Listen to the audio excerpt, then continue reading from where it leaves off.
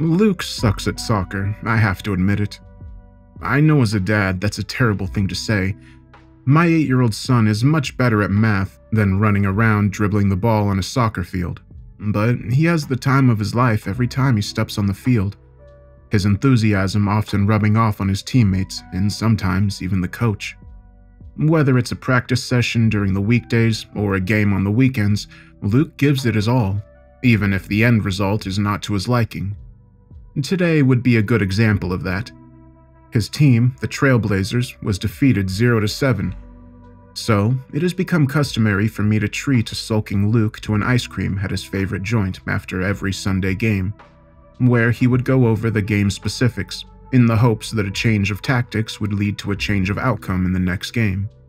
His attention, however, changed midway when he saw a large limousine stop at a construction site nearby. Dad, do you drive one of those? He asked, looking at me. I wasn't surprised at the question, since I work as a driver for a car rental agency, but we no longer had those stretch limousines at our shop anymore. Its popularity had waned over the years, and a lot of traveling businessmen now find them tacky, at least in the New York financial circles. No, buddy, but your grandpa did. In fact, he used to pick me up from school in that car often, and we used to go on long drives. I would like to travel in that too someday, Luke replied, his eyes still fixed on the car. Well, maybe you can take your date to prom in that thing in a few years, I said, smiling, while Luke shriveled his nose in mock disgust. The sight of the limousine brought about mixed feelings in me. My dad, Henry Pritchard, walked out of my life when I was 10 years old, and I never saw him again. One fine day, he told me that he was traveling abroad for a little while, and emphasized that I was to be the man of the house until he got back. He also instructed me that I should take good care of Mom until he returned. As I peered through the window from my room, I saw Dad wave at me one last time before boarding a red-colored stretch limousine outside our home. I never saw or heard from him again. My thoughts were suddenly interrupted when I felt my phone ring in my pocket. It was from my boss, Gary. Hey, Matt. We got a new booking today. Big fish by the looks of it. He's booked us for the whole month. Insisted on you being the wheelman. Said you came highly recommended. Think you can handle it for the entire time? Sure, boss. Just tell me when and where. Great. Take good care of him, Matt. He might just tip you a sack of gold. Oh, and take Roy out for a spin, he added before ending the call. Roy, a custom-ordered Rolls-Royce Phantom, is our best car at the rental agency. He is reserved exclusively for our top clients. Gary and I visited the manufacturers and spent a few days meticulously selecting every detail for Roy, from Arctic white leather seats to discreet bulletproofing, wood veneers to upholstery, and every other amenity to achieve the best blend of luxury and security. Gary and I go back a long way. In fact, he was best friends with my dad, and they both used to work for the same rental agency. Gary is also my godfather, and when my dad went missing, he went the extra mile to fill the void in my life. I developed a rebellious streak in my early teens, angry that Dad had abandoned me and Mom as a family. For the first few months after his disappearance, I made it a point to peek at the window every day, sometimes for hours, hoping he would eventually turn up.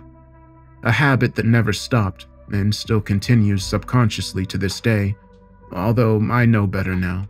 However, back then, it eventually turned to anger, and Mom had a difficult time controlling me as a kid.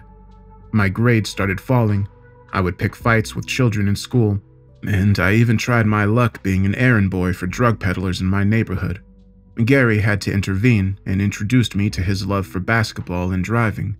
He took me on long drives once every month for an entire year and showed me around the countryside. It felt like a soothing balm for the wounded soul.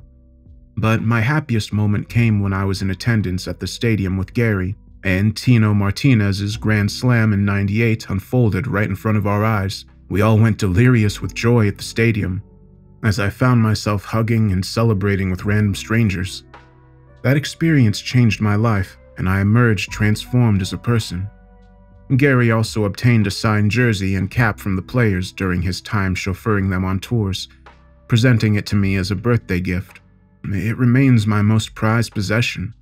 and when he started his own rental agency, I joined him as soon as I was finished with school and have been working for him ever since. My childhood experiences motivated me to be the best dad I could to my kid. Since his mother was no longer with us, I always went the extra mile to ensure he had a supportive and loving environment. I tried to inculcate in Luke my love for driving and baseball, but the kid gravitated towards soccer. Fortunately, we still do share a common love for cars, and he always looks forward to long drives on weekends. My mind got diverted again when I heard my phone beep. Gary had just sent me the details about the next client. I dropped Luke at home and went to the office garage to take Roy out for a spin. A couple of hours later, I arrived at the address I had been provided. Situated a little bit on the outskirts of the city, I got there half an hour ahead of time.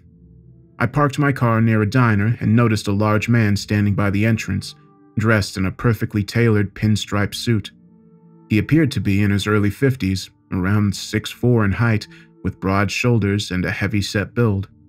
His salt and pepper hair was slicked back, and his beard was neatly trimmed.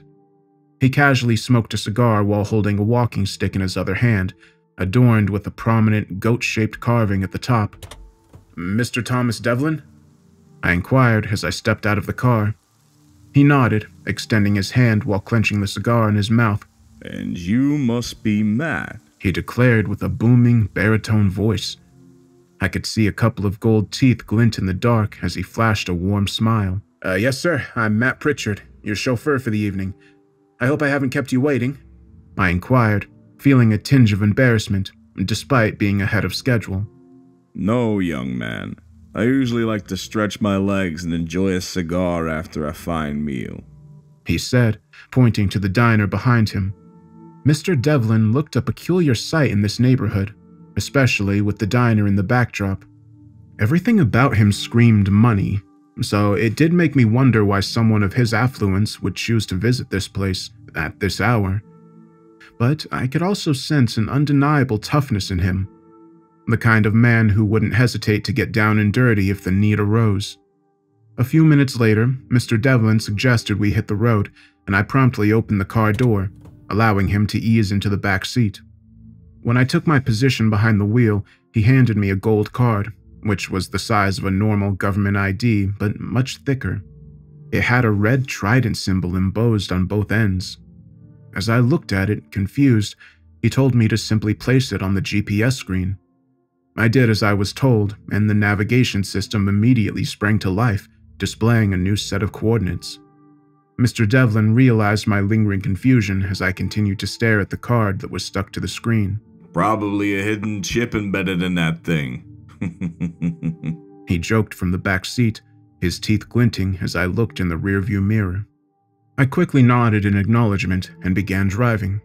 As we navigated through the city, Mr. Devlin shared that he was based out of Chicago and was currently in the city for a new business venture. He was not much of a conversationalist, but instead showed more interest in my life, inquiring about my job and family. It struck me as somewhat unusual for a businessman of his nature to delve into a chauffeur's experiences. He particularly relished the humorous stories I recounted revolving Luke, often breaking into a smile. While chauffeurs typically have anecdotes on hand for bored clients, Mr. Devlin appeared genuinely intrigued by my life, almost as if he was using it as an opportunity to evaluate me.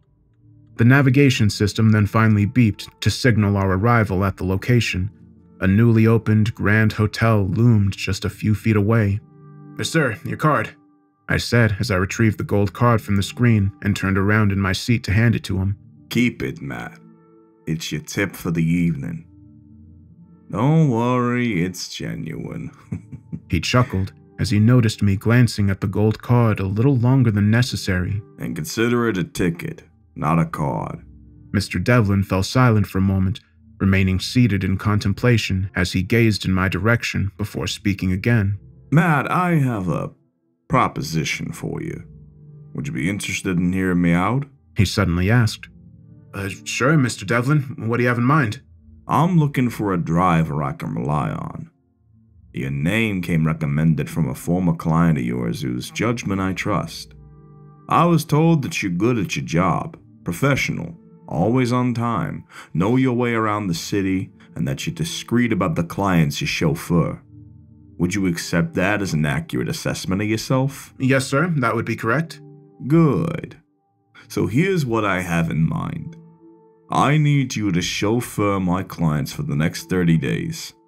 The details of the pickup will be texted to your phone every day at 7 p.m. sharp. All you have to do is pick them up and drop them at the coordinates provided to you. That is all. Nothing more. Similar to how it happened between us today. A gold ticket will be given to you at the start of each drop, and that would be your payment for services rendered. I hope I have been clear thus far. He stopped midway to ask me. I simply nodded back. Excellent. Now, I have 3 conditions you need to religiously adhere to. 1. If you agree to take on this job, you cannot walk out midway. You need to see it through. 2. Under no circumstances are you to participate or involve yourself in whatever activity the passengers may be engaged in. Your job is to solely chauffeur them, and once you have dropped them at the designated location, you are to return back. There is no need for you to wait to pick them up again. 3. You have to be discreet about this job, which means nobody else can know about it. That would include your boss or any other colleagues in your agency. These are the only 3 rules you need to follow. Furthermore, payment to your company has already been settled in full for the proposed deal's duration, covering fuel costs and exclusively booking your services as a driver, so you do not have to worry about other commitments either. I need you to concentrate only on the job at hand. Are we clear? He asked, pausing again to await my response. I nodded in understanding, although I was beginning to get wary about what was on offer. The more the man spoke, the more I began to wonder if I would be getting into some kind of trouble. Sir, I need to ask, does this job involve any dealings with the gray areas of the law? I inquired delicately. Mr. Devlin paused for a moment before speaking. Maybe. Maybe not. But I can assure you this. You will not get into any kind of legal trouble. I trust you've been a chauffeur long enough to know when to look the other way. Treat this job like any other, and you'll be just fine. I felt a sense of unease over the entire thing and started slowly shaking my head when Mr. Devlin said, Look, Matt, there's no need to rush your decision. If your answer is no, just keep it to yourself for now, and you can simply text me a decision tomorrow. My suggestion to you is to take the night to mull things over. It's good, easy money you can make in a month. You could probably use it to buy something nice for your kid. However, there is no pressure from my side. Your employer will not receive bad feedback from me if you choose to reject this offer. So, I'll leave it entirely up to you. I nodded back at him, smiling, and grateful that he was open and direct with me. All right then, I guess it's time to get back on my feet, he said as he prepared to get out. I quickly got out of the vehicle to open the door for him. Mr. Devlin shook my hand and started his walk to the hotel. I saw him slowly climb the stairs and enter through the doors of the newly built Trident Regency Hotel. The following day, just like I was told, I received a text on my phone at 7 p.m. sharp. It gave the location of the pickup and also reminded me to be on time. I sat down and looked at the gold ticket that was lying on my bedside table. Picking it up, I examined it closely, feeling its weight in my hand as I patted it on my palm. It would certainly be worth a considerable chunk of money, especially if I was to come into possession of another 30 of them. Plus, the elegantly embossed ruby-encrusted trident on both sides of the card was only going to add to its value. On one hand, I had a bad feeling about this, knowing full well the client from last night could be involved in a questionable line of work, but I also saw this as an opportunity to make some quick money. It's only a month-long gig, requiring a few hours of driving each day. I could easily be making 2 or 3 times my annual salary within that time frame, maybe even more once I get to know exactly how much these cards are worth. I mean, how bad could it really get? I asked myself when I really thought about it. I might be required to drive people to an illegal gambling joint or take a VIP client to his favorite hooker in the middle of the night. No one is going to hire a premium car service to indulge in petty crime, I reasoned. My eyes then shifted toward my son Luke, who was immersed in his studies. He was busy tackling a new math problem, and that made me break into a smile. He was probably the only kid in the world who liked the idea of homework. Give him a few books that pique his interest, and he'll need to be constantly reminded to eat. Maybe I could sell the tickets and deposit the proceeds in a bank, leave it untouched for a few years, letting it slowly collect interest over time, and when Luke gets older, the money could come in handy to pay for college, I thought. The more I contemplated, the more I wanted to take on this job, so I replied back, saying that I would be there. I got ready and dressed and was out the door in 20 minutes. Before leaving, I reached out to my regular babysitter, Jennifer, who lives with her family on the same floor of the apartment just next to ours. She is very fond of Luke and agrees to keep an eye on him whenever I am away for work. I got in my car and instructed little Roy to be on his best behavior for the night. Starting the car, I rolled out of my apartment building towards my pickup spot. Upon reaching the venue, my attention was immediately drawn to a man dressed like a clown, carrying a duffel bag slung across his shoulder. When our eyes met, I realized that he was my fare for the night, the designated passenger I was meant to pick up. The clown opened the door and sat in the back seat. He reached into his jacket and handed me his ticket. I could see his knuckles were bruised, giving me the impression he was involved in some kind of brawl recently. Great start, Matt, I thought to myself. I received the ticket from him and placed it on the GPS screen, and it immediately started relaying a new set of coordinates. The odd thing with this new arrangement is that it doesn't reveal the destination beforehand. Instead, all you get are directions for the next 150 feet ahead of you. The blue line on the screen updates only as much as the movement your car makes while driving. I thought the whole thing was a little bizarre, but the ticket was doing its magic, dangling itself like a carrot in front of me every time I tried to wrestle with reason. I quickly glanced at the rearview mirror to take a look at my passenger. He looked tired and worn out, and was resting his head on the headrest. Despite the heavy makeup, his face bore visible wounds. Even by clown standards, I thought the outfit was unusual and weird. Instead of the rainbow-colored wig, he was wearing a wavy white one, reminiscent of those barristers in British courts.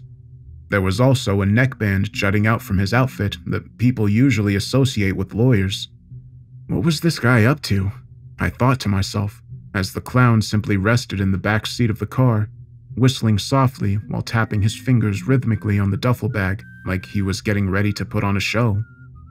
A couple of minutes later, the system beeped abruptly to signal the arrival at a certain Rosa pharmacy, which was located on the opposite side of the road. The clown thanked me for the ride and stepped out of the car. He stretched for a moment and then opened his duffel bag to remove a bugle. He dug his right hand into his pocket to retrieve a knuckle buster and put it on. The oncoming traffic suddenly came to a standstill to make way for the clown as he crossed the road, playing his bugle and twirling his arm raised in the air. The commuters cursed him as they passed by, but he remained unfazed and continued moving forward. The clown then rolled his hand into a fist and pointed it at the guy working behind the counter in the pharmacy. The employee just stared back from the storefront window. His face had gone white, and he immediately bent down to probably reach for a gun. But the clown was prepared and suddenly took off into a sprint. He threw away the bugle and rushed into the pharmacy, catching the customers inside by surprise.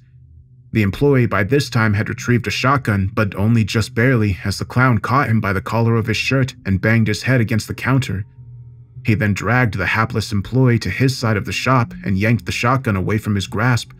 The clown aimed the shotgun in the air and fired it once, suggesting to the customers that they would be wise to flee. He then aimed the weapon directly at the employee's face as he waited for the people to run. I could see him speaking something animatedly to the employee, but I was too far away to pick up any of it. Once the people had cleared out, he emptied the shotgun and threw it behind the counter. The clown then picked up the employee and started repeatedly punching him in the face. I watched in both horror and amazement as he caught hold of the guy's shirt and started pushing him forcefully. They both rammed themselves into the storefront window, shattering it and spilling onto the pavement. The clown swiftly rose to his feet and began pummeling the employee again, who lay sprawled on the sidewalk. Each time he raised his brass knuckle-fitted hand into the air, he looked skyward, as if inquiring with the gods above, "Are you happy? Is this enough?" before delivering another blow, and he kept repeating it again and again.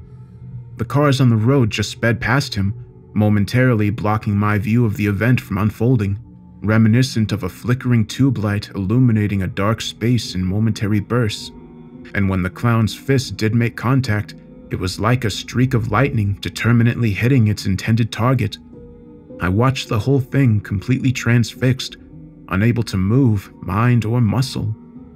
I jolted back to my senses only when a large vehicle suddenly parked itself in front of the pharmacy, completely blocking my view. Up until then, it felt as if I'd been in a trance. I immediately started my car and sped off. As I continued driving, my mind struggled to even recollect if the vehicle on scene was a patrol car or an ambulance or simply another taxi. The surreal nature of the encounter left me unsettled, questioning the motives and actions of the unpredictable clown. Despite driving in circles for the next 20 minutes, I eventually found myself back at the exact spot where I had left Mr. Devlin the previous night. I brought the car to a stop, but kept the engine running while I continued to stare at the hotel located a mere 50 feet away from me.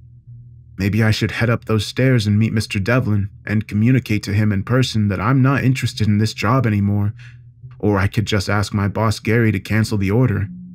He would definitely understand if I said the gig was risky and wouldn't probe me for details. Every instinct in me warned that I should pack my bags and lay low for a while. On any given day, I would have done that, but I felt something awaken in me when I saw that clown in the pharmacy, and I couldn't understand what it was. I hadn't felt this alive in years, and I struggled to shake it off. At the same time, I could also sense an overwhelming cacophony of contradictory voices in my head simultaneously coming to life, each fighting the other to gain the upper hand on who gets to dictate my future course of action. So what are we waiting for, Matt? You saw the clown at work. How he went to town and made the world his own circus. How much more of a warning do you need? But you have a deal to honor here, Matt, and you have a duty to see it through. You didn't hurt anybody. You did nothing wrong here. The clown would have gone through with this plan anyway, even if you hadn't taken up this job. Oh, so this is how we're going to rationalize the events of this evening, are we? Would you consider taking a job knowing you'd be driving for smugglers dealing with stolen body parts, or offering your services to a group that kidnaps kids as they return home from school? These are extreme examples, Matt, and are being dished out to screw with your head. Don't overthink this. This world isn't a fair place, we all know that. Sometimes we gotta make the best use of the opportunities that come our way. Remember, you have a kid you need to take care of. You have seen how smart Luke is. He could be a doctor or an engineer someday. How else are you going to arrange the money for his college tuition? You swore to yourself the day you held Luke in your arms for the first time, you would be present in his life and not abandon him like your father did to you. Wow, this is low even for you, Matt. To drag your father and kid into a mess of your own making? Did you ever stop to consider that you could land yourself in prison over this? If day one could be this dramatic, what do you think will follow in the days to come? Are you planning on becoming Father of the Year from behind bars while your kid grows up in foster care? Do you think the little bookworm can survive the bullying from kids twice his size? Why don't you just admit it, Matt? That you liked what you saw back there, and that somewhere deep within you, there was a flaw in your moral character. I shut down the car and closed my eyes, resting my forehead on the steering wheel, trying to desperately filter out all the noise. I took deep, long breaths as I tried to steady my mind. A little while later, I leaned back in my seat and attempted to think things through again from scratch. One night, just one more night, I said to myself, and if things don't change for the better, we're calling it quits no matter what. I finally decided a few minutes later. I started the car again and raced for home to get ready for the next day. When the clock struck 7 the following day, I was already sitting in my car and started the vehicle to head to the location. While approaching the pickup point, I spotted a solitary, tall figure near a bus stop in the distance. Upon getting closer, I discovered that my passenger for the night was none other than Batman. As I stopped my car and looked across the window, I saw the man's cape fluttering gracefully in the wind, casting a dramatic silhouette against the backdrop of the city skyline. Batman then opened the door and sat in the back seat of my car. Gotham City?" I asked, looking into the rearview mirror and offering half a smile. I knew my feeble attempt at humor was not going to cut it with him, but I needed to assess the new customer, if I was to somehow try and prevent a repeat of last night. "Someone's getting real comfortable," Batman growled back with a scowl while handing me the golden ticket he held in his hand. He then leaned back and looked at the road ahead in silence. I placed the card on the navigation system and started driving, deciding to remain quiet for the remainder of the journey. As the minutes passed, the man masquerading as Batman slowly began to exude a certain kind of warmth, almost reluctant to admit that he was having a decent time. A wry smile even appeared on his face as he relaxed to the rhythm of New York's evening traffic, silently observing people go about their daily lives. From friends laughing at each other's jokes in the sidelines, to people enjoying a quiet meal at a bistro, to commentators getting involved in heated disputes with one another, and lovers simply sitting on a bench holding hands, he soaked it all in with a quiet sense of detachment. I inwardly heaved a huge sigh of relief. Hopefully, Batman won't just suddenly barge out of the car mid-traffic, chasing after gangsters in a deserted alley. I also turned on the radio to play some music to further soothe the atmosphere. In a matter of minutes, both Batman and I were bobbing our heads, slowly jiving to the beat of a soaring jazz number. Though I had no idea about who the artist was, I could somehow feel the lingering edge from the last night slowly wearing off, when suddenly, I was distracted by a beep from the navigation system. I figured we had finally reached our destination, and I gently slowed down the car to a halt, but my heart began to race again when I realized I had stopped the vehicle just outside a police station. Before I could utter another word, Batman was already out the door. "Keep the car running," he said, looking back as he crossed the road to get to the police station. I saw 2 police officers standing outside the precinct, drinking coffee and looking engrossed in conversation.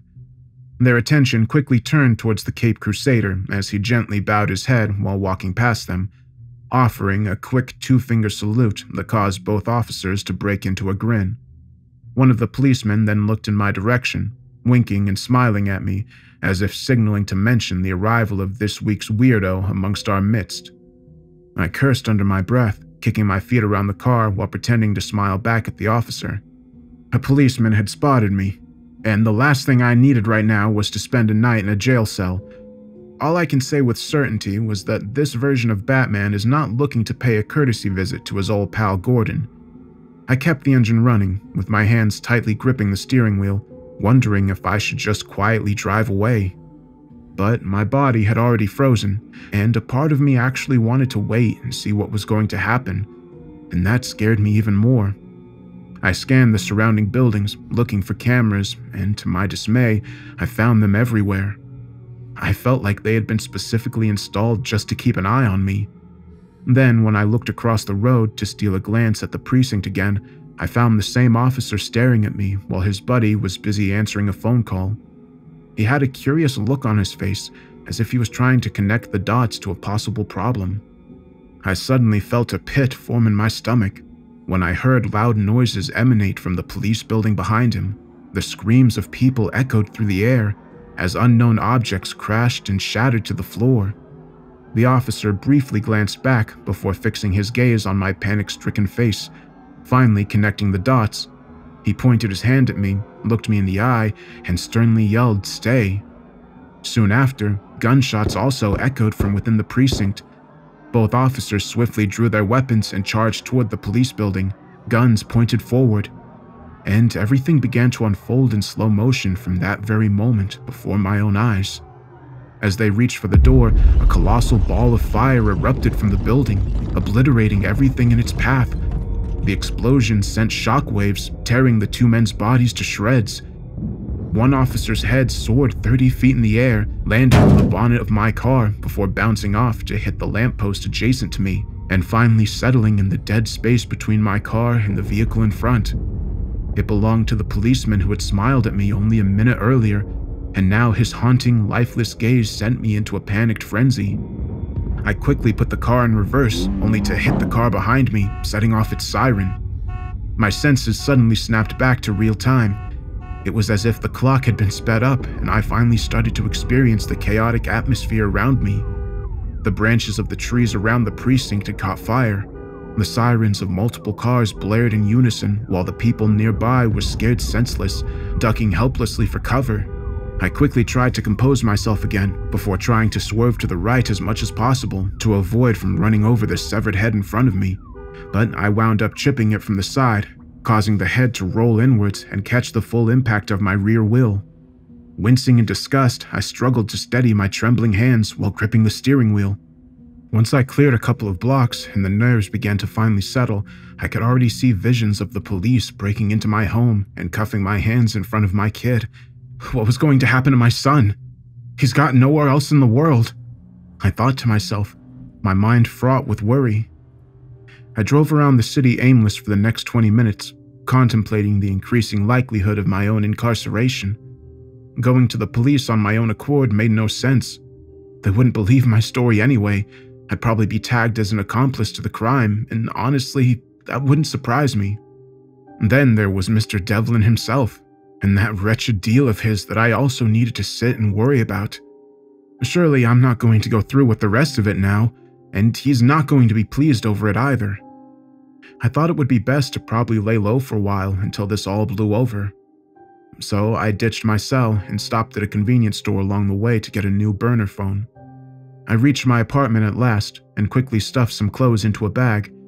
I woke up Luke, who was fast asleep on his bed, and made him get dressed. We then sat in the car and headed for Philly, where I thought I could crash at a friend's place for a couple of days before thinking about my next move. An old buddy of mine since high school, Eric Gunther, who had moved to Philadelphia for work. Reaching out to him felt like a good idea. By the time I reached Eric's home, it was already 4 in the morning. He was surprised to see me at his doorstep, with Luke sound asleep and resting on my shoulder, and immediately knew I was in some kind of trouble. He ushered me in and cleared the spare room for the two of us. Eric and I agreed to get some rest first and talk things over in the morning. After gently laying down on the bed without waking him, I settled into a rocking chair nearby. As I leaned back, the exhaustion washed over me, and I immediately drifted to sleep. When I woke up, it took a moment to realize I was still at Eric's place. I checked my watch. It was already 8 a.m. I then glanced at the bed next to me and realized Luke was already up. He's probably hungry, or Eric's already made something for him, I thought. I could hear the TV playing from the living room. I slowly got up from the chair and walked to the hall, still groggy from last night. My legs suddenly buckled and I hit the floor hard.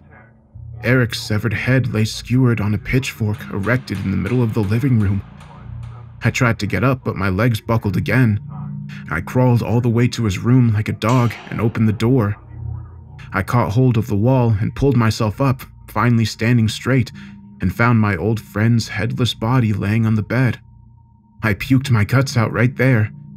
I suddenly remembered Luke. He was nowhere in sight. I got up and searched every nook and cranny of the apartment. The bathrooms, the kitchen, the cupboards, under the bed, the attic, everywhere. He was nowhere to be found, and he was not the sort of kid to run off on his own. I then went and started to check the other apartments in the building, including the terrace, and could find no trace of him. I finally remembered the basement where I had parked the car, and I immediately rushed to look for him there. As I reached the entrance to the basement, I saw droplets of blood in the parking area, and it led all the way to the trunk of my car. My heart started pounding in my chest as I walked slowly, fearing the absolute worst. Once I reached the car, with trepidation, I opened the trunk and slowly peered in. There, dead center, lay my burner phone, the one I had purchased the previous night. As soon as I picked it up, it vibrated in my hand, revealing a new set of coordinates. Coordinates pointing to my own address. I shut the trunk and immediately started my drive back to New York. I drove as fast as possible and rushed to my apartment the moment I reached the city. When I opened the door to Luke's room, I heaved a huge sigh of relief to see him with Jennifer, who was helping him with his lessons. I sank into a couch in the hall, teetering almost on the verge of a breakdown.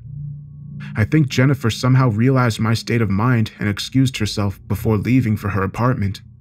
She also goaded Luke to come sit next to his dad. He came and sat beside me, wrapping his arms around me and resting his head on my chest. An overwhelming avalanche of guilt engulfed me as I sat there thinking about my friend Eric, while also experiencing a feeling of intense relief upon seeing that my son was safe. Luke recalled me waking him up in the middle of the night, but he dismissed it as a dream, as he eventually woke up in his own bed. He gestured towards a sealed envelope placed on the center table just a couple of feet away from us. When I picked the envelope, I noticed the wax seal had a trident symbol embossed on it. I ripped it open and took out the letter. It read, "We had a deal. Get back to your regular life. Don't worry about the cops." A simmering rage gradually took hold within me. I wanted to get up and break every item in my apartment. Luke's embrace was the only comforting antidote that prevented me from releasing all that pent-up frustration. So I simply closed the letter and proceeded to get along with my daily chores. I showered, bought groceries, cooked and cleaned, and then took Luke out for soccer practice. We were back home by 6, and I went about getting ready for my next appointment. Once I was dressed, I simply sat in the living room, looking at the phone placed on the table, waiting for it to go off, and at 7 p.m. sharp, I got the coordinates for my next pickup. I got off the couch, headed for the liquor cabinet, and pulled out a full bottle of bourbon. After taking a big swig from it, I sat in the car and tossed the bottle onto the adjacent seat. As the engine purred to life, I hit the streets and got ready to pick up my new passenger for the night. The person I was supposed to ride with for tonight turned out to be Gandhi. When I arrived at the designated spot, I saw him dressed in a traditional loincloth with a shawl wrapped around his torso. Gandhi placed his walking stick on his lap after settling into his seat and remained nonchalant as he observed me taking another swig of bourbon. I pressed the gas pedal as soon as he closed the door and started driving towards the drop point.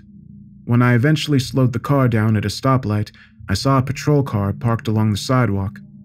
Their presence immediately reminded me of the sealed envelope. I then lowered my window and hollered at the officers seated inside the car, and they waved back in acknowledgement. I took 2 large gulps of bourbon in front of them, but I was a little taken aback when they ignored me, even though my car was a mere 10 feet away from theirs. Next, I dangled my arm outside the window and started pouring the alcohol onto the street. When even that was ignored, I banged the bottle against the door of the car, continuing to empty its contents onto the road as I kept staring at the cops with a smile on my face. I became livid when the officers simply smiled back at me and then continued their private conversation. In a fit of anger, I got out of the car and threw the bottle at their vehicle, where it hit the bonnet and shattered to the ground, finally grabbing their complete attention. However, I stood there in stunned silence when I saw the cops searching for the culprit in every possible direction except mine, while I was standing a mere 3 feet away from them. The officer pushed me away and continued to search for the culprit. They looked ahead, they looked back, and then to the sides, even underneath the car. They glanced at the upper floors of the nearby buildings to check for potential mischief makers. The officers then went on to even ask why I was staring at them and ordered me to get back to my car. During this entire episode, Gandhi sat in silence in the back seat, his face betraying no emotion or acknowledgement. And then the light turned green, giving me the go-ahead to keep driving straight as per the GPS system. I instead took a sharp right turn and started going off course from the required destination. I pressed the pedal as the car quickly began to pick up speed. 50 miles per hour, 70, 80. I swerved dangerously every now and then to avoid colliding into other cars, even though I knew I had a passenger I was responsible for in the back seat. Who even was this person to begin with? He looked more Japanese than Indian anyway. Was he even really Gandhi? I looked in my rearview mirror and we locked eyes. In that moment, I felt the anger in me dissipate, and I couldn't understand why. Things could get even worse than they are now. I slowed the car down to a stop and turned back to look at him. He had his sight fixed on the window, looking outside and lost in thought. Although he seemed very much aware of his surroundings. What on earth is going on here? I asked him, feeling helpless and unable to keep the bitterness away from my voice. "What sort of madness are we part of?" Japanese Gandhi continued to observe the passing scenery without offering an answer. He simply pointed forward as if he wanted me to keep driving. That was all he would offer as he continued to stare outside. I sighed deeply and turned around in my seat, feeling disappointed. I started the car and slowly got back on the current route. Once we reached the location, I saw a fair number of people assembled at a square, which was odd considering how late it was. There was also a small crew of people holding cameras and reporting from the scene. I removed the ticket from the GPS screen and threw it outside. I then dug into my shirt pocket and removed all the other tickets I had collected so far and threw them out as well. They quickly submerged from view as people walked over them, blending into the activity at the square. As the reporters clicked away at their cameras, I wondered what would happen if I suddenly jumped out of the car right now, butt naked, holding a machine gun. Would the crowd only notice me and not the gun I was holding in my hand? Will I continue to have the same kind of selective invisibility that I had a few minutes back? While these bizarre thoughts lingered in my head, Japanese Gandhi, meanwhile, had already stepped out from the car and slowly strode towards the square, holding his walking stick at hip level, treating it like a samurai sword. As I began turning my car around the block to head home, I observed him shift his grip on the stick, raising it horizontally to chest height, and then pulled at it to unsheath what appeared to be a long sword. I no longer felt any interest in watching the event, except for sadness for what would follow shortly. Before navigating the corner, I glanced at my rearview mirror one last time and saw Gandhi had his sword raised above his head like a warrior and charged into a group of people protesting peacefully over gun violence. I simply drove back in silence. After getting back home a few hours later, I realized Luke had already gone to sleep. I felt a profound gratitude towards Jennifer for watching over him during my work hours. When I finally entered my room and turned on the light, I found all the discarded golden tickets lying on my bedside table. They had somehow mysteriously found their way back into the house. Frankly, I wasn't surprised anymore, nor did I have any fuel left to feel another round of emotions for the day. I laid down on my bed and fell fast asleep. Over the next few days, I chauffeured all sorts of clients.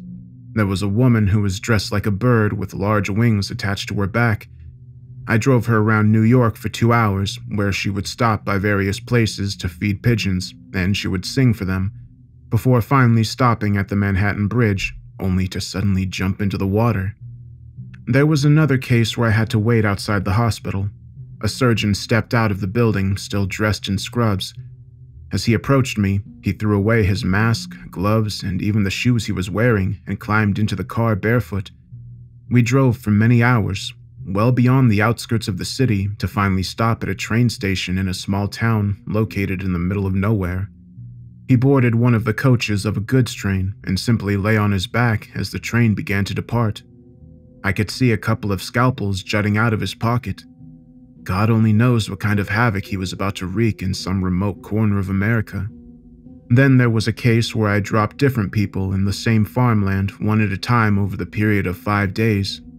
They dressed themselves as cowboys, a red Native American, a Confederate soldier, and an African American slave respectively, while the last one turned up as a former US president. They waited patiently for all members to arrive at the farm, and the moment George Washington set foot on the ground, the guns were out for what would be a duel to the death. By this point, I had become accustomed to any kind of unpredictability from my passengers, but I kept stacking up the tickets as the days went by.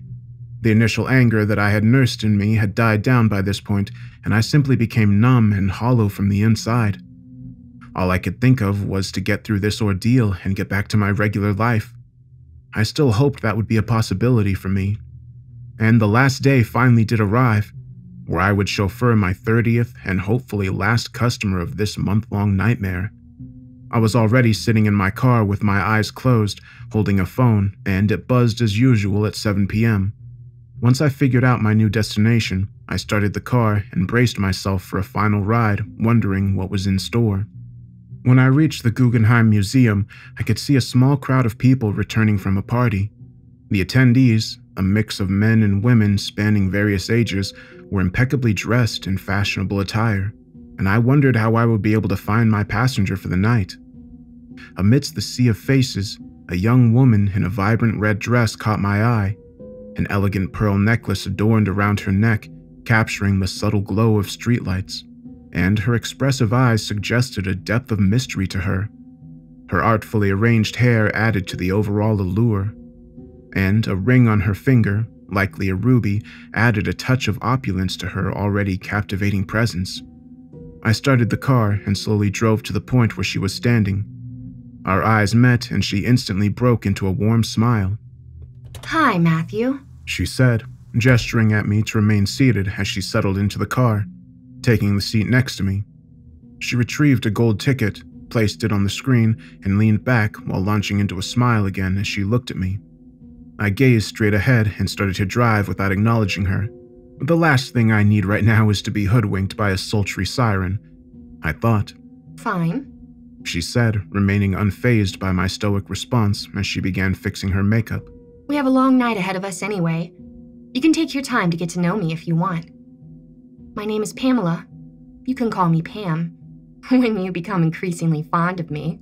I ignored her comment and drove in silence for the next 20 minutes, but my heart slowly started to flutter again when I became increasingly familiar with the route I was on.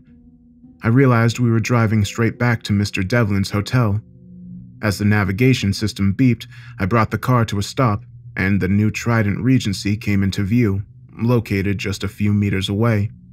When she saw the look of confusion on my face, Pamela quickly responded. You are my date for tonight, Matthew. Didn't you know? She asked with an air of innocence. No, Miss Pamela, that can't be right.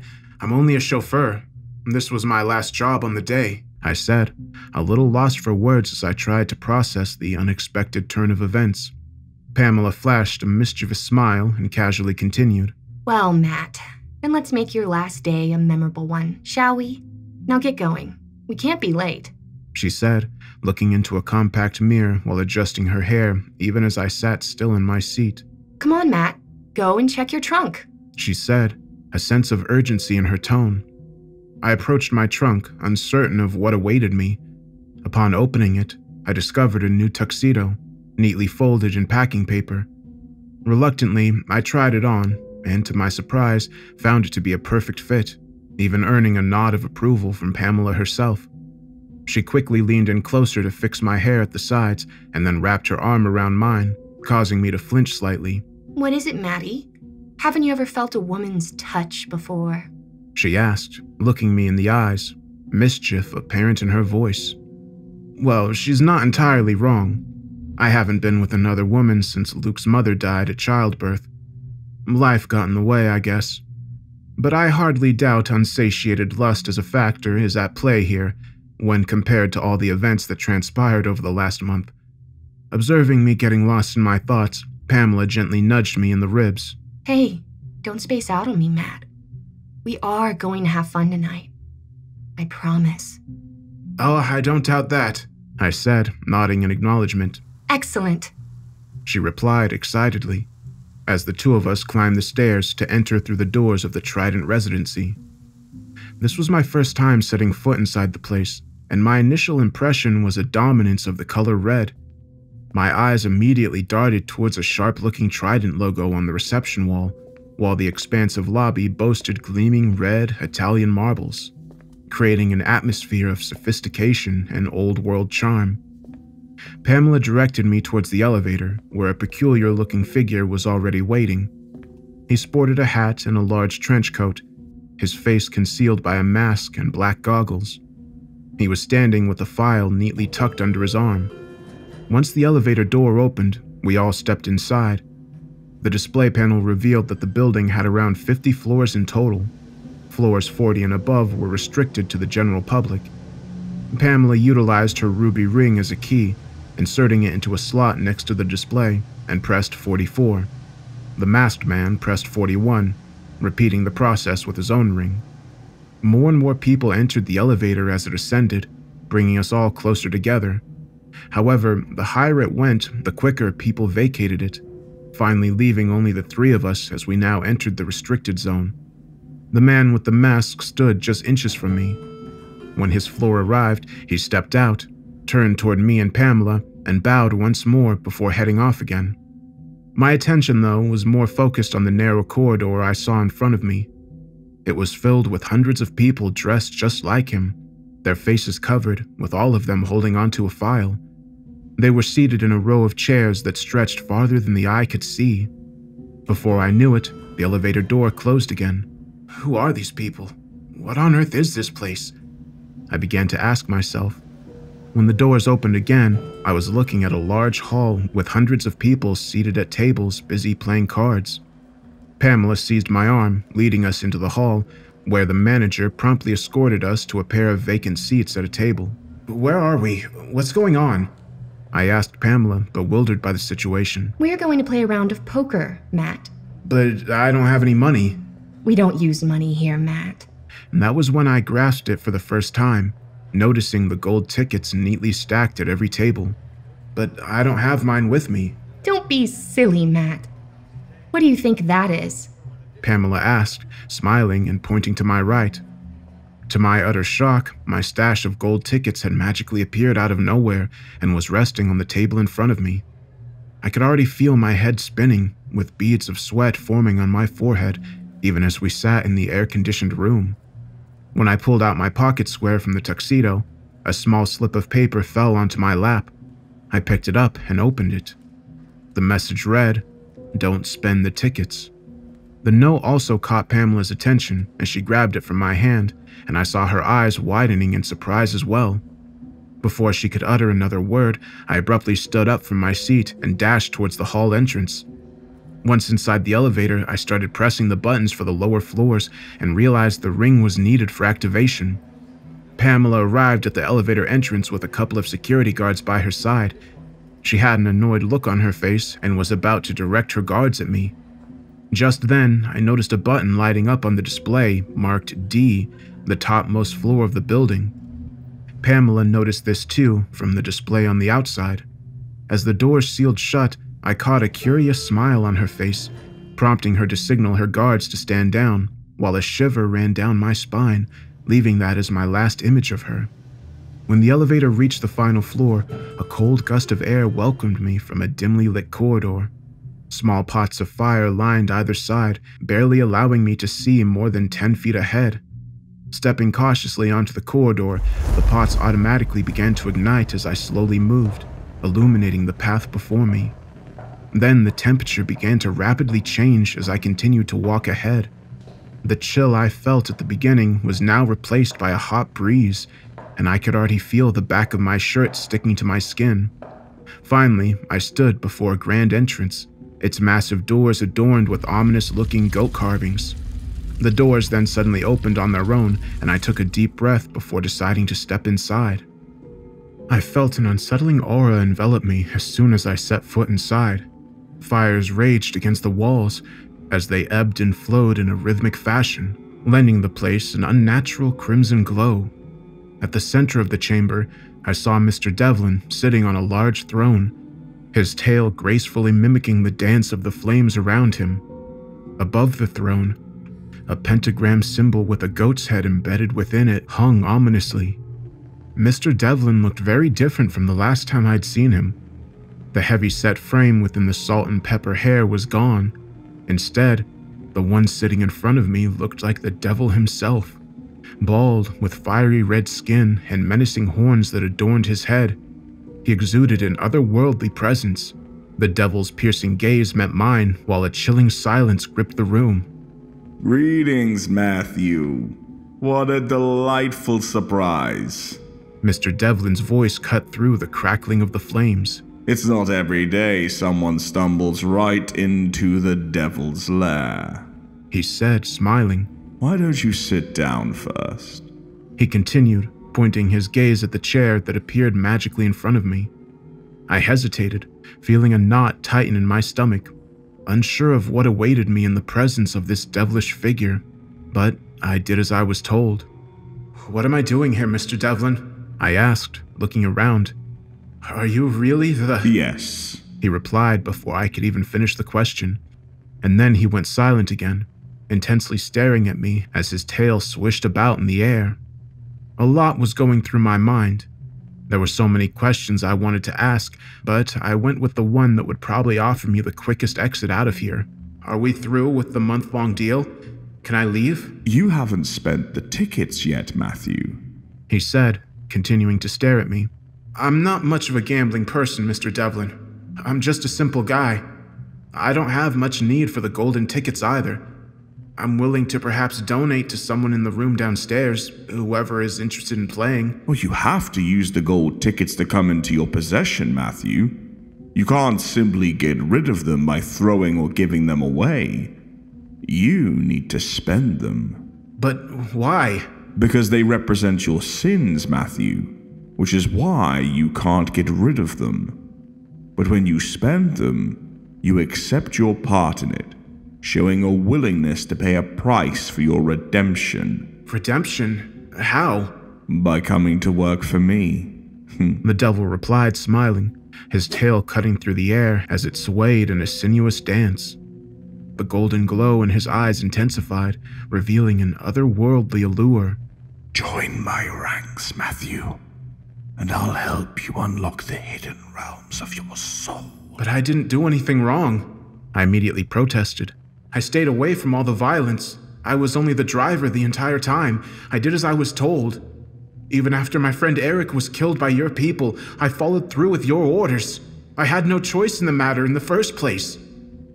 But you did have a choice in the matter, Matthew. You could have simply chosen not to show up the following day once I made you the offer. And that would have been the end of that. You used a considerable chunk of your free will right there when you decided to drive the clown to the pharmacy. And you could have still walked away when you had parked your car outside my establishment, seriously wondering about the path you were on. And you chose poorly again.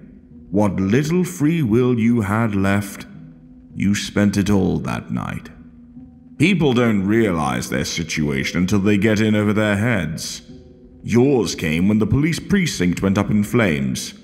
You knew a big line had been crossed and your choice was to take evasive action by fleeing. But you were already knee-deep in this mess by now, and there was no turning back. You had to now see it through to the end. The devil's words resonated, a somber reminder of the irreversible path I had tread. I closed my eyes in frustration as a wave of guilt and remorse ripped through every fiber of my being.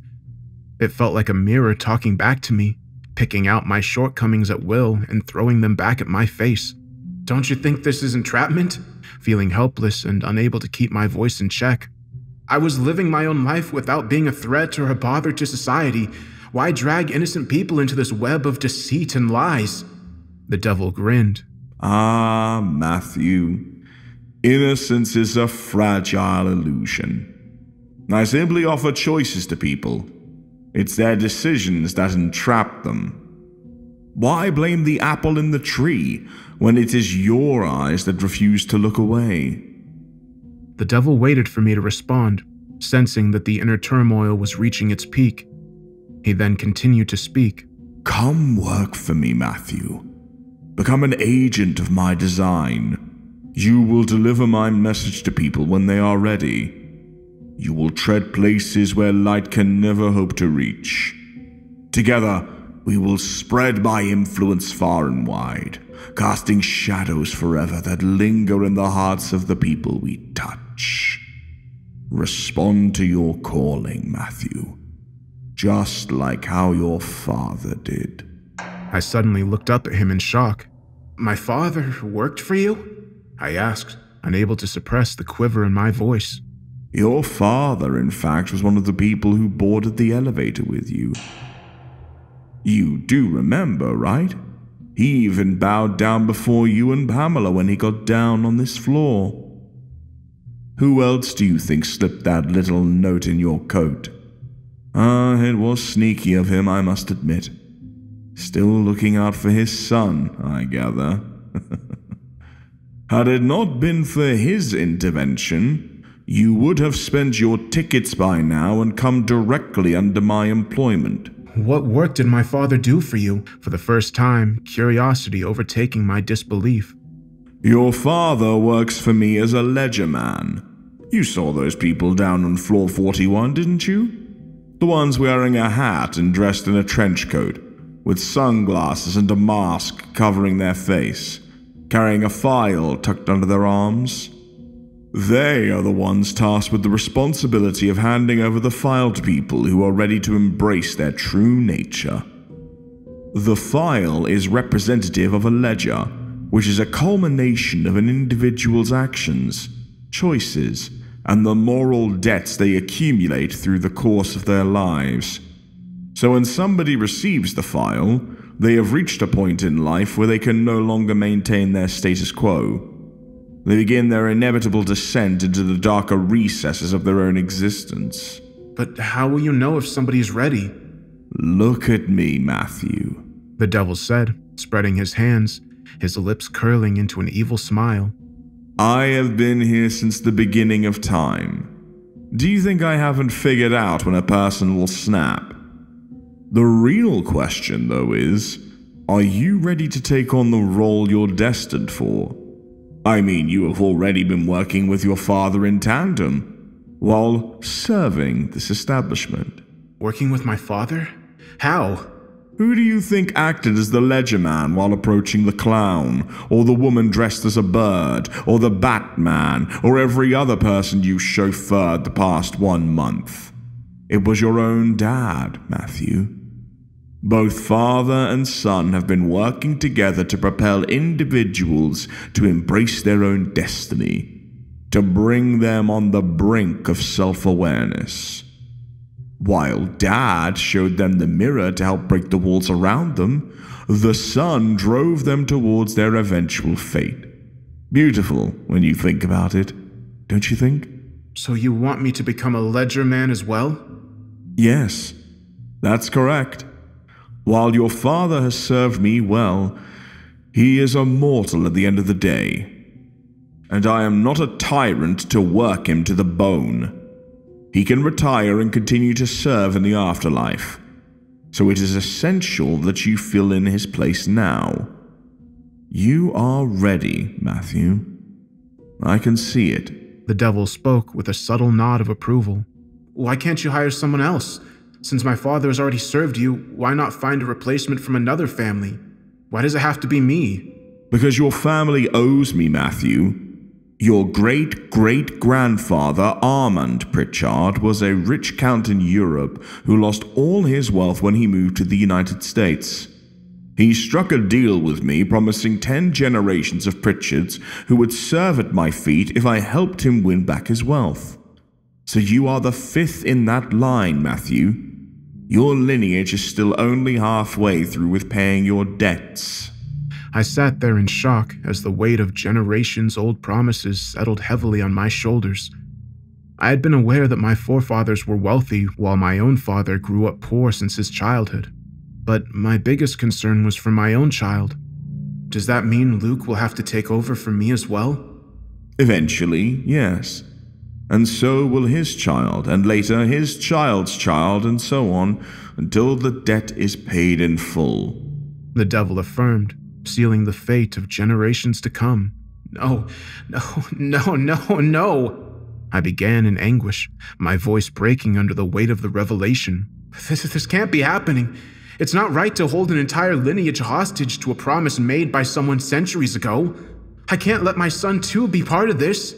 Well, your ancestors certainly didn't mind the money that came their way until they squandered it all over again a second time. You can't make a deal and then renege on it. There must be a way out of this, I kept thinking to myself. The thought of passing this burden on to my son simply filled me with dread. For the first time in my life, I began to appreciate the choices my father was confronted with and the sacrifices he had made to honor his obligations. But my mind was only trying to conjure solutions to evade the same fate. Perhaps I could flee with Luke whenever I got the chance and seek refuge in a religious place like a church which could shield us from the devil's influence. While I furiously mulled the future course of action in silence, the devil resumed speaking again. Matthew, You do realize that you are free to leave, right? As long as you don't spend the tickets, I will not touch you. But do remember this. Every little plan you are hatching in your mind right now has already been tried before by others. So if you feel you need some more time to figure this out, go ahead. But do keep in mind there will always come a time where you will eventually lay your hands on that ticket yourself. You can run and hide wherever you wish, but the tickets will continue to hang around your neck like an albatross. Maybe you can find refuge in another place by running away, but everybody there will eventually come to know you own something of value, and that will put a permanent target on your back. Or maybe in the future, there's an accident to you or Luke, and you finally decide to pawn the ticket because you urgently need money for surgery. Or maybe Luke develops a drug problem and decides to use the ticket to fund his habit. I could go on, but you get the gist. For better or worse, due to your dad's intervention, you are sitting here right now in a position to negotiate your fate. Why not try and make the best of it? I cannot abandon my child. Not when I find he is destined to eventually end up like me. I have a duty to protect his freedom, even if that means fighting a losing battle, I said, crestfallen, but with my voice resolute and filled with conviction. The devil regarded me with subtle amusement, silently gauging both my determination and the inner turmoil I grappled with. In that silent moment of acknowledgement, it became evident that the devil fully comprehended the challenges I was prepared to face for the well-being of my child. Okay, Matthew. Maybe there is an alternative to this impasse. But I'm afraid you're not going to like it. I am prepared to do whatever it takes to ensure my child has a shot at a normal life, even if it means giving my own. The devil's horn suddenly turned red hot as he let out a wave of laughter that echoed through the entire chamber. Meanwhile, the flames licking the walls behind him surged in intensity. A sudden ring of fire ignited around my legs, spreading rapidly to my feet and crawling up my body. I screamed in agonizing pain while the devil continued to laugh in the distance, and then I saw the fire consume me whole as my body went up in flames. I suddenly opened my eyes and realized I was sprawled on the couch in the living room of my own apartment. As I wiped the beads of sweat from my forehead, I noticed that I was still dressed in last night's tuxedo. So the whole thing was obviously not a dream. But I still couldn't remember how I got back home. Luke was sitting in a nearby chair, watching his favorite show while busy munching on cereal. I got up from the couch and experienced a sense of disorientation lingering as I tried to piece together the events of the previous night. But deep down, my conscience was troubled, and I couldn't yet figure out why. I walked to my room and opened the closet to check for the gold tickets. They were no longer there. At that very moment, I heard the unmistakable sound of a vehicle pulling up in the driveway. I walked over to the window to take a look and saw a large red limousine parked at the entrance to my apartment building. My heart began to flutter immediately. This was the same type of car that took Dad away years ago, and they were probably here for me now. I made Luke get up from his seat and ordered him to stay put in his room. Soon after, the doorbell rang. I approached the door and glanced through the peephole, and then proceeded to open it. Henry Pritchard was standing at the entrance, wearing a hat and dressed in a trench coat with a file tucked under his arm. "Hello, Father," I said, looking at him. He had removed his goggles, and his mask was down to his chin, a tear trickling down his eye as he looked in pain. I could see that my dad was here on an official visit. Seeing my dad in person after all these years, the memories of last night came flooding back. I began to recollect everything, including the deal that was struck with the devil. "Is that for me?" I asked, pointing to the ledger in his hand. "You should have waited, son. We could have figured out something," he said, his voice expressing both concern and lament. While I knew my dad was looking out for my best, I wondered what other alternative was there. I then simply leaned in to hug him for the first time in years, and he embraced me back, bringing a wave of relief to my already overwhelmed emotions. "Is this your last assignment?" I asked him, and he nodded in acknowledgement. "Good, because that was part of the deal," I said to myself in silence. Our eyes then immediately shifted to Luke's room, where the little boy was peeking from behind his door, wondering what was unfolding in the living room. "Come here, boy. Say hello to your grandpa," I said, looking at him. As Dad lifted Luke and gave his grandson a tight hug, I took away the ledger from his hand and sat down on a couch nearby to take a look. When I opened it, all I found was a gold ticket inside.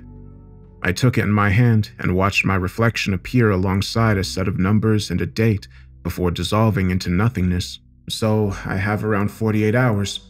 I asked, pointing the card at Dad.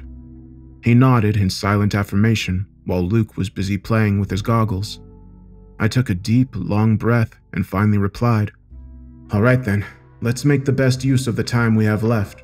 We spent the next couple of days outdoors, ensuring we gave Luke the best possible memories to last a lifetime. Dad and I took him to watch a show from the Blue Man Group, and then our ferry ride to Staten Island turned into a photo-filled escapade, capturing panoramic views of Manhattan and creating silly poses together.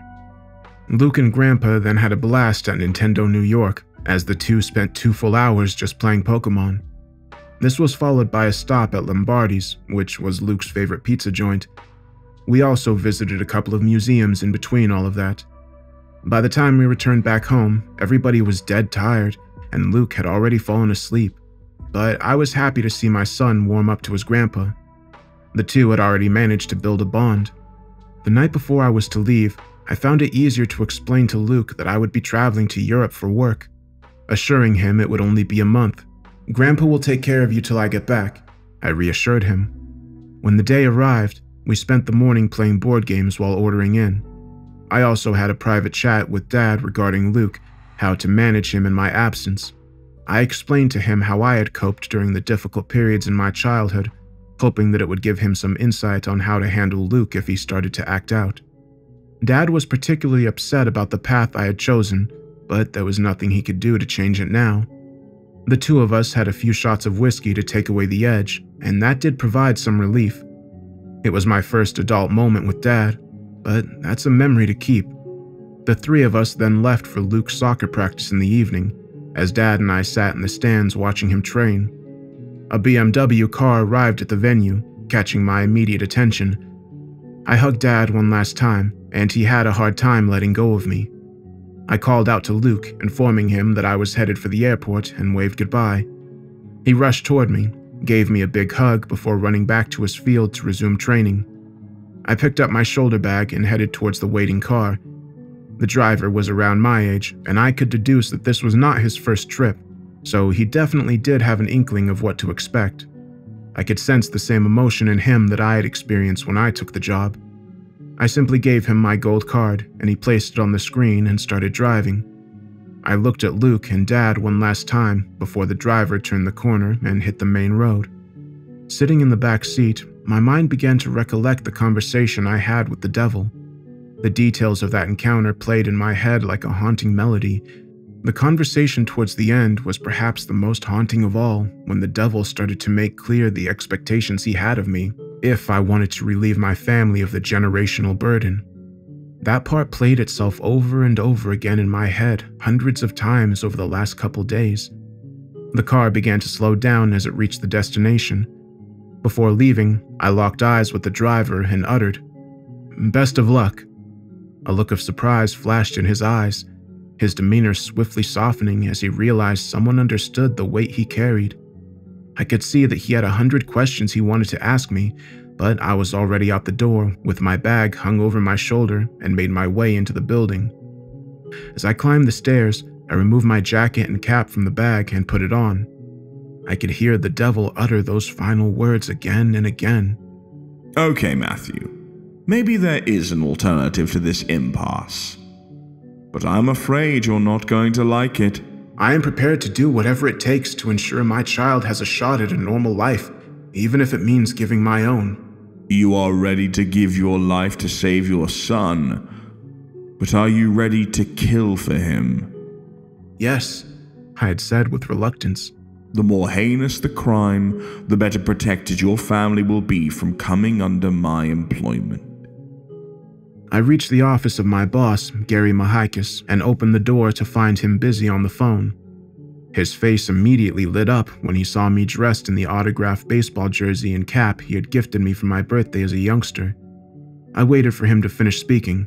Did you and Luke catch a game today? The more heinous the crime, the better protected your family will be from coming under my employment. What are you talking about, Matt? I repeated the exact words the devil had told me during our meeting. While he still didn't understand, I saw my godfather's face turn pale when he noticed me removing a kitchen knife from my jacket and locking the door behind me. A few years later, Luke Pritchard entered the hospital with his 10-year-old son, Sam. He was holding a bouquet of flowers he wanted to give to a patient. When he reached the patient's room, he knocked on the door before entering. "Please come in," a voice said from within the room. An old man was lying on the bed with both his legs heavily bandaged. He had been involved in an accident while trying to save Sam, who was looking to cross the road without paying attention. The patient managed to save Sam in the nick of time, but got hit by a motorcyclist, resulting in fractures in both his legs. "Hello, Mr. Devlin. How are you doing today?" Luke asked as he entered the room with Sam by his side. "Much better, Luke. Thank you," he said while receiving the flowers from him. Mr. Devlin then looked at the boy and smiled. "How are you doing, young man?" Fine, sir. I'm very sorry about what happened to you, sir. Sam said with his face down, looking very remorseful. "Forget it, my child. I'm just relieved you are all right." Luke had been visiting Mr. Devlin every day for the last week since the accident happened. The two men had grown close during their visits, opening up to each other about the challenges in their own personal lives. This was the first time Luke brought Sam along with him so that he could apologize in person. Mr. Devlin looked at Sam. "So what are you wearing, my child? Are you a baseball fan? Chip off the old block, huh?" he asked Luke, pointing at Sam's jersey. "Actually, he has taken after his grandfather. He was a big baseball fan," Luke replied. "Interesting. Is he the one you said is currently serving a life sentence in prison?" Yes, Mr. Devlin," Luke replied with a trace of sadness in his voice. They eventually changed the subject and went on to talk about other things for the next half hour. When Luke finally got up to leave, he asked, "Mr. Devlin, would it be okay for you if the three of us took a picture together? I would like to send a copy of it to my dad. I think he would love to see a picture of the man who saved his grandkid." "Of course, Luke. I would absolutely love that," Thomas Devlin replied, breaking into a smile.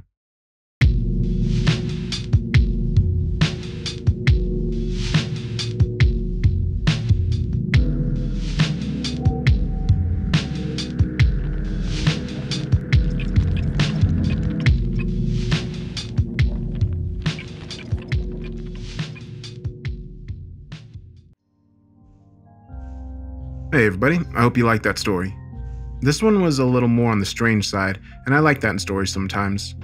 This is one of those stories that for me didn't make a lot of sense until closer to the ending, but I think that the devil is just like lying to him, and pretty much next to everything he said is a lie. I don't really know why necessarily I get that impression, but it seemed to me what's happening is perhaps the family tree stuff is true, like at some point, you know, his family became indebted to the devil. But I think the rest of it, he's just kind of making up and messing with people. It feels like that's why all those people were doing those things, because they were being messed with too. Maybe their families also owed the devil, and so he's just using their descendants to go and do horrible things, like obviously having him kill Gary, and then him going to prison for it. Or in the beginning, that guy dressed up as a clown when he was hitting that guy. It seemed like he didn't want to do that, like he was kind of being forced to. And maybe, you know, he's just like, hey, go dress up as Batman and bomb this police station.